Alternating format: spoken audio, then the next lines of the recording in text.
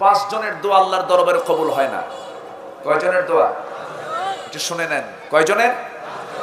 সারা জীবন দোয়া করলে ওদের দোয়া কবুল হবে না।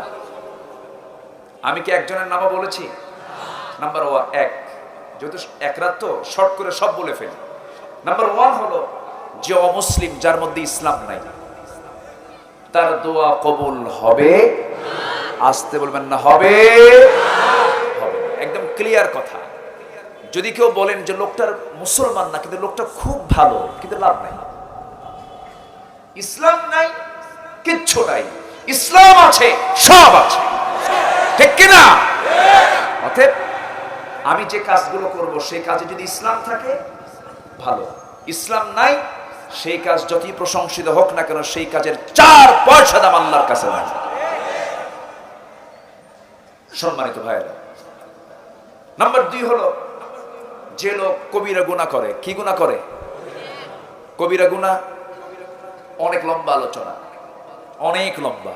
কবিরা গুনার একটা বর্ণনামূলক আলোচনা দিতে গেলে 10 রাত লাগবে।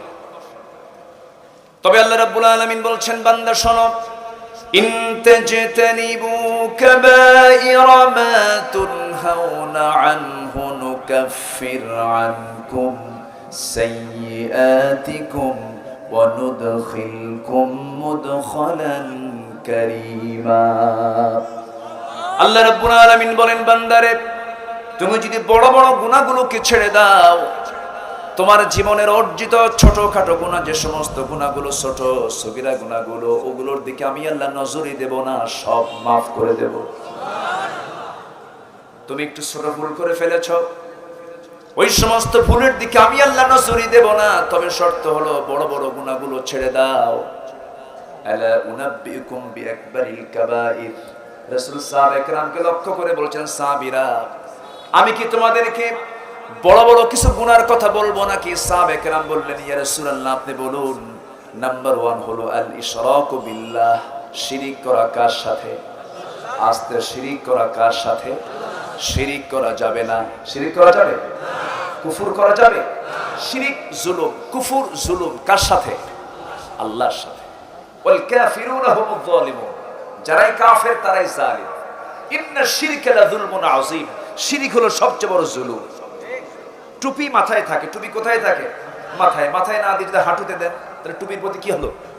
জুলুম হলো। মাথায় চোখে চশমা থাকে, চশমা যদি এই জায়গায় না দিয়ে পিছন দিয়ে দেন তাহলে কি হবে? জুলুম হবে। তো ঠিক তেমনি যে জিনিস যে জায়গায় রাখা দরকার, আমাকে খাওয়ান কে? আমাকে পড়ান কে? আমার প্রাণ কার হাতে? যদি আমি এখন বলি যে আল্লাহ আমি কি খেয়ে বেঁচে থাকবো, আল্লাহ আমি কি করব, আমি আল্লাহ হতাশ হয়ে যাচ্ছি, এটা শিরকের গন্ধ ঢুকে গেল। শিরিক করা যাবে না। শিরিক মারাত্মক গুনাহ, সবচেয়ে বড় গুনাহ। আচ্ছা, এরপর রাসূল বললেন উকুকুল ওয়ালিদাইন, পিতামাতার সঙ্গে খারাপ আচরণ করা, কর্কশ আচরণ করা। নাম্বার 3 হলো অকাউলুজ জুর, বেহুদা কথা বলা, আজে বাজে কথা বলা, মুখে যা আসে তাই বলা। এমন লোক তো বাংলার জমিনে নাই। আসতে বলবেন না, আছে না নাই?